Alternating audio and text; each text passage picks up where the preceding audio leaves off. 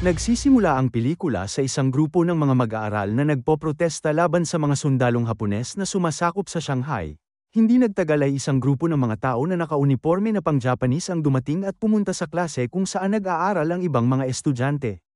Pumasok sila at inutusan ng isang estudyante na nagpoprotesta na lumabas, pinahinto sila ng guro at sinabihan silang umalis kaya naman kinuha ng pinuno ng grupo ang salamin ng guro at tinapakan nito. Isa sa mga estudyante ang pumagitna ngunit itinulak siya ng pinuno sa mesa, nagagalit na sinabihan sila ng isang babae na nagngangalang Mitsuko na itigil na ang pag-atake ngunit pinagbantaan din siya nitong masasaktan din kung makikialam pa. Lumapit ang isa pang estudyante na nagngangalang Chen Shen sa kanila at namagitan kaya nagsimulang magbilang ang pinuno para lumayo siya. Hindi nagtagal ay sumiklab ang away sa pagitan ni Chen at ng grupo.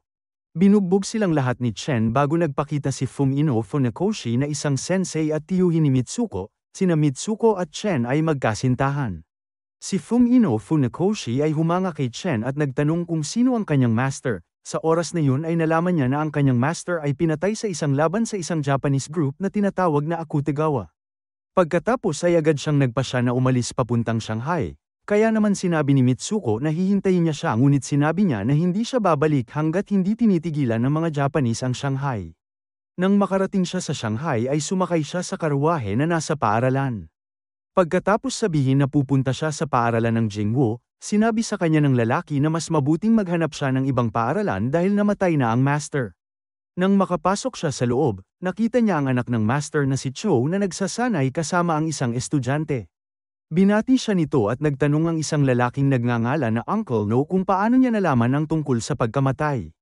Pagkatapos magbigay ng respeto, umalis si Chen dahil maghihiganti siya sa pumatay sa kanyang master. Pumunta siya sa Japanese dojo para makipaglaban kay Akutegawa. Pumasok siya sa kanilang compound at nagpakilala bago niya hiniling na makita si Akutegawa. Sinubukan siyang itaboy ng isa sa mga estudyante ngunit sinampal niya ito papunta sa sahig. Biglang tumakbo ang lahat ng estudyante para umatake sa kanya pero isa-isa niya silang pinabagsak. Sinubukan ng isa pang estudyante na paluin siya ng isang patpat, ngunit binugbog lang niya ito at hiniling na makita ang kanilang master. Ang kanilang master na si Akutegawa ay nagpakita at nagpahayag na sila ay maglalaban, ngunit kung ang isa sa kanila ay mamatay ay walang mangyayaring paghihiganti. Nagsimula ang laban at tinalo siya ni Chen sa pamamagitan ng matinding pambubugbog at pagbali sa kanyang mga daliri.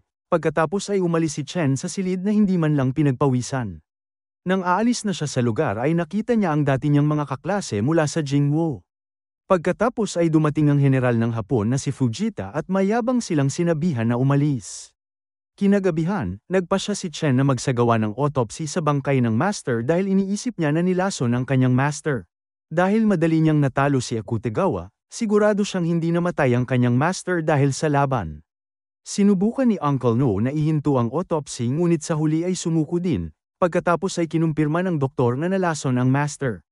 Sa lalong madaling panahon, ang lahat ay nagsimulang magtaka kung sino ang gagawa ng ganoong bagay sa kanilang master ngunit hindi nila ito maisip. Iniisip ni Uncle No na isang tao mula sa Jingwo ang gumawa nito at inakusahan ng mga tao mula sa kusina, ngunit pinigilan siya ni Chen at umupo para kumain kasama nila. Maya-maya, itinuro sa kanila ni Chen ang ilan sa mga espesyal na galaw na alam niya dahil ang mga tao ay dumating upang matuto mula sa kanya pagkatapos marinig kung paano siya lumaban at ang pagkapanalo niya kay Akutegawa.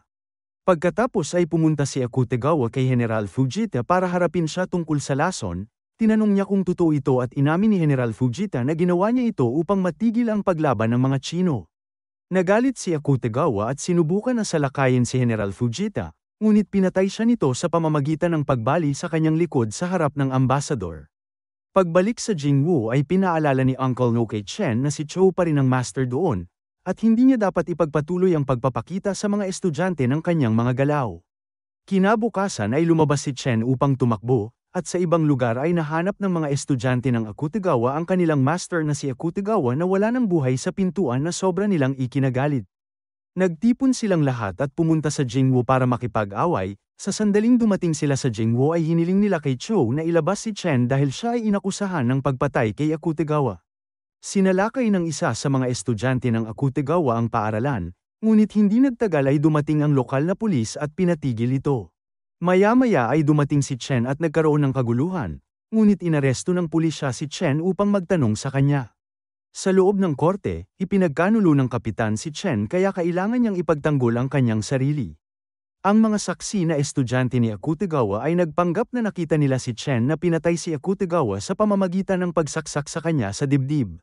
Sinabi ni Chen sa korte na siya ay nasa Jingwu buong gabi, at hindi nagtagal ay dumating ang isang saksi para kay Chen at ito ay si Mitsuko.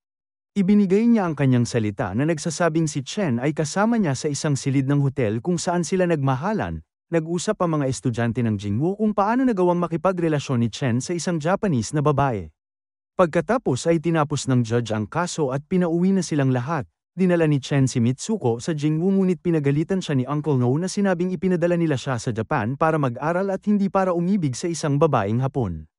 Sinabi nila sa kanya na hindi nila siya matatanggap at maaari na silang umalis. Binanggit ni Mitsuko sa kanya na hindi niya siya kailanman ipinagkanulo o sinisiraan, at hindi siya tulad ng sinasabi nila sa kanya. Nagsimulang magtalo ang mga estudyante kung dapat siyang manatili o hindi, kaya ipinahayag ni Cho na mayroong tunggalian sa pagitan nilang dalawa at gusto ni Chen na maging master ng Jingwu. Pagkatapos ay sinabi niya kay Chen na maglalaban sila para sa posisyon. Naganap ang laban kung saan sinubukan ni Chen na ipakita kay Cho na ayaw niya siyang masaktan. Gayunpaman, si Chen ang nanalo sa huli at ibinigay ni Cho sa kanya ang Jingwu. Magalang na tumanggi si Chen at sinabi sa kanya na ang gusto lang niya ay manatili si Mitsuko kasama niya. Pagkatapos ay nagbigay galang siya sa kanyang master bilang isang karangalan at umalis kasama si Mitsuko upang manatili sa isang hotel. Nakahanap siya ng isang lugar ngunit ininsulto sila ng mga nangungupahan at ng may-ari ng hotel upang umalis sa pamamagitan ng pagtawag sa kanya ng isang traidor dahil sa pakikipagrelasyon sa isang Hapon. Maya-maya ay nanatili sina Mitsuko at Chen sa isang kubo kung saan natakot si Mitsuko sa mga daga. Sinabi niya sa kanya na akala niya ay gusto niyang tumira doon kaya sumagot ang babae na masasanay din siya dito. Sa oras na yun ay sinabi niya sa kanya na alam niya na ang Jingwu ay itinuturing na niyang pamilya kaya dapat siyang manatili sa kanyang pamilya. Habang kumakain ang mga estudyante ng Jingwu, nagpakita ang mga estudyante ni Akutagawa at nag-iwan ng mensahe mula kay Funakoshi para kay Cho na nagbigay siya ng hamon kay Chen. Binigyan ng misyon ni Uncle No ang mga estudyante na hanapin si Cho dahil nawala siya matapos matalo sa pakikipaglaban kay Chen. Ang tagaluto ng Jingwu ay kinausap ang isa sa mga estudyante at nagtanong tungkol sa kanyang pera. Ang pinuno ng tagaluto ang pumatay sa master ng Jingwu sa pamamagitan ng paglalagay ng lason sa kanyang pagkain pagkatapos makipagkasundo sa mga Hapones. Pinatay siya ng estudyante at inilagay sa bubong bago umalis. Nalaman ni Uncle No at ng kapitan na ang tagaluto ang pumatay sa master. Pagkatapos ay lumabas ang kapitan upang hanapin si Cho ng mag-isa. Isang babae ang pumunta sa Jingwu at ipinaalam kay Uncle No ang kinaroroonan ni Cho. Nahanap nila siya sa isang lugar kung saan nakatira ang mga patutot. Ipinaliwanag ni Uncle No ang hamon na iniaalok ni Funakoshi, hindi pwedeng lumaban si Chen dahil kinakatawan sila ni Cho, siya pa rin ang master ng Jingwu na dapat lumaban. Sumang-ayon si Cho at sinabihan siya ni Uncle No na isama ang kanyang kasintahan. Pagdating sa bahay ay agad na nagsimula si Cho ng isang mabigat na training para sa laban, ngunit tila nawalan siya ng focus, na isang kalituhan para sa mga estudyante. Nag-usap sina General Fujita at Funakoshi, at sinabi sa kanya ng general na alam niya ang tungkol kina Chen at Mitsuko, ngunit binalaan siya ni Funakoshi na iwasan niya ang kanyang pamangkin. Bumisita si Funakoshi sa kubo ni Mitsuko at Chen, tinanong niya kung kasal na sila at gumaan ang loob niya nang sabihin nitong hindi pa sila. Pagkatapos ay tinanong niya si Chen kung ano ang itinuro sa kanya ng kanyang master at hindi nagtagal ay nagsimula na silang maglaban. Umihip ang hangin at pareho silang nagtakip ng mata habang patuloy silang naglalaban.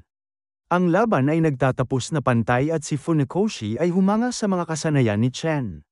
Sinabi niya sa kanya na kung matutunan niyang iakma ang mga galaw ng kanyang kalaban, malabo na siyang matalo pa. Dahil tapos na ang kanilang laban ay babalik na siya ngayon sa Japan, kung saan lalabanan niya si General Fujita upang malaman kung gaano ito kalakas.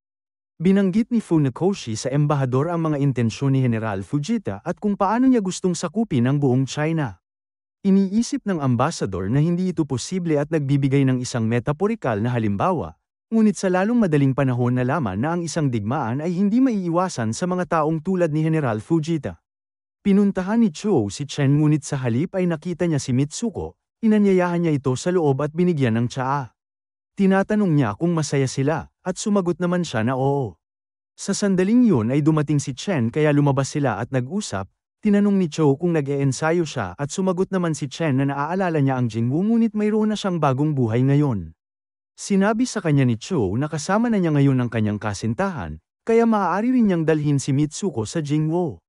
Nangatwiran si Chen at sinabing hindi nila tatanggapin doon si Mitsuko dahil Japanese siya. Sa oras na yun ay nagtago si Mitsuko at nakinig sa kanilang usapan. Pagkatapos ay pinakita sa kanya ni Cho ang bagong estilo na natutunan niya, at kumilos din si Chen upang ipakita na alam din niya ang mga galaw. Sinabi sa kanya ni Cho na lalaban siya sa susunod na araw at hiniling niya sa kanya na mangako na ituturo niya ang pamamaraan sa ibang mga estudyante kung sakaling matatalo siya. Nang matapos ang kanilang pag-uusap ay bumalik si Chen sa kubo para lang makita ang liham mula kay Mitsuko.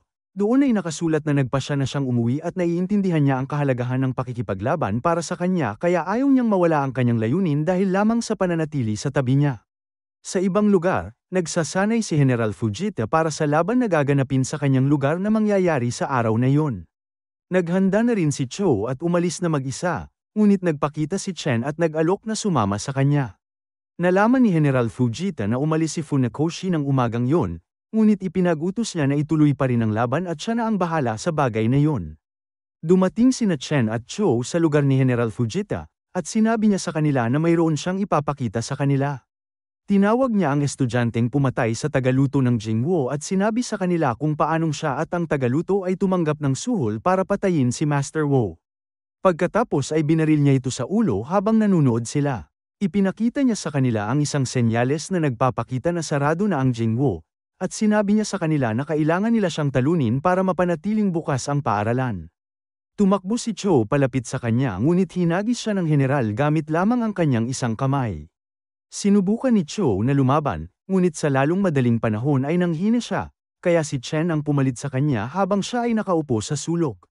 Sa laban, si General Fujita ang may kalamangan kaya nagsimula siyang maging mayabang.